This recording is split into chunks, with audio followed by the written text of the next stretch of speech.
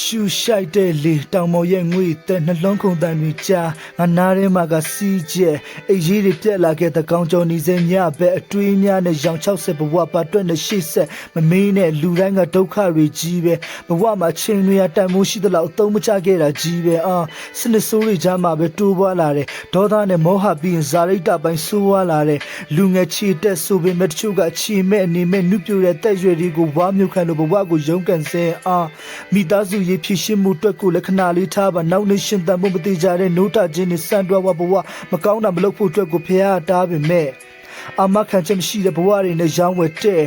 ချမ်းသာတဲ့လူဖွဲ့စည်းမှာမြစ်တာပေါ်ပင်မဲ့အခြေခံလူဒန်းစားအတွက်မိုးခါရည်တွေတောက်လို့သုံးကုန်စေဒီခရီးနီလာဝေးလာဆိုတာကောင်းနဲ့မတွေ့လက်ရှိမှာလိုအပ်နေတာမြစ်တာတရားနဲ့ငြိမ်းချမ်းရေး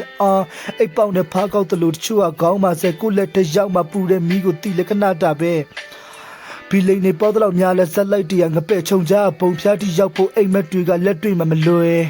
သူတော့ကောင်းအောင်ဆောင်တဲ့ဒိတ်ထီတွေကမနေမျက်နှာဖုံးနဲ့တက်တက်ပတ်ဝန်းကျင်မှာရှင်တန်ရတာရှက်စရာပဲစောက်တလဲမာနာတိုင်းပြည်လူသက်တွေဈေးပေါ်တဲ့တိုင်းပြည်ရည်တန်တွေထက်ငိုတန်တွေချားမဆောင်ရမ်းตาရတဲ့တိုင်းပြည်စောက်တလဲကိုချစ်တရားတွေတောက်ပေါ်တွေများလွန်းတဲ့တိုင်းပြည်ဒီလူဖွဲ့စည်းတွေကနေစိတ်ခတ်နေကြတိုက်ပတ်တဲ့တိုင်းအချိန်တွေကုန်စဲမူးရင်တွင်တဲ့ကလူငယ်တွေရဲ့ဘဝပဲကောက်မှတာဝန်ရှိလည်းမသိချင်ခေါင်းကမှုကရှာ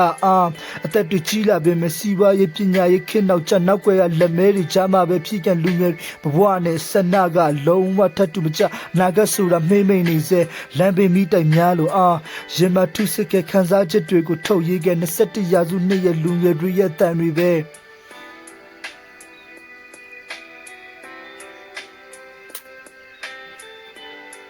Yo